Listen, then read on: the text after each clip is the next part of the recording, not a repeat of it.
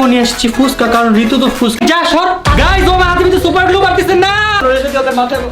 আমি অডিয়েন্স খুদম তো আমি অডিয়েন্স ভাই ও একটা ভাত পার এত আমি কই নেই একটা বার্গার খাবো যায়।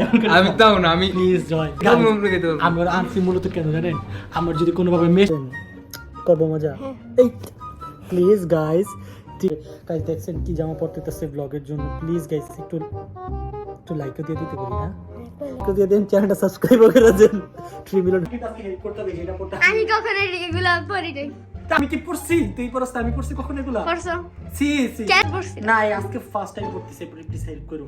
গায়ের ড্রেসটা লাগে না, এই জন্য আমাদের ড্রেস চেঞ্জ হয়ে গেছে। Thank God, thank you Allah, thank you so much.